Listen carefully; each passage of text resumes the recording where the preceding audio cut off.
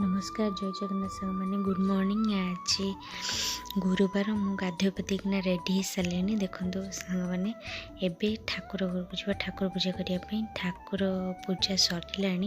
किंतु आम घरे जी कुनी अतिथि सी हूँ काना तांकर नित्यक्रम बाकी अच्छी गाधेवाई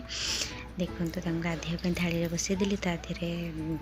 तुलसी पत्र फूल चंदन टिके पानी रे पकईली आहू अल्प टे घी पकईना सुंदर भाव में गाधेली देखो केते सुंदर देखा आम काना तापर चंदन फूल आउ तुलसी पत्र सजेकिना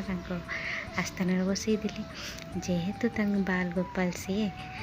छोट ना से दोली झूले दबा झुली सारापर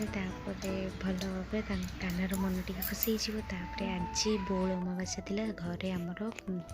यहाँ आमर गईठा गुड़ी पिठा या मु तो शिखिनी बो आमर या गईठा गुड़ी पिठा मुझे छिड़ा देखुली देखो केते सुंदर देखा ना यहाँ पूरा रसगोला भाई देखा सांग मैंने अरुआ चाउल खई जंतिकिना ये पिठाटा तैयारी हुए देखो बो करुले देखुली ना देखो आमर क्षीर ये उतरी सारे ये जो छोट छोट कर जो पिठा गढ़ा जाता से क्षीर पकईदे बो पकईदेला 5-10 मिनट फुटापी छाड़े तापर आमर होगला आज बौल अमावास्या उपलक्षे यहाँ आम घर स्पेशल पिठा है पिठा आम घर समस्त भल लगे देखो सब बापा को खाई सारे मुझे खाईना टेस्ट कर कमी बहुत सुंदर है बहुत रकम बसती झील आसते एमती कौंधा चटनी खाई बोले हाँ खाଇବା देखो कौंधा चटनीटा बहुत टेस्टी ए धनिया पत्र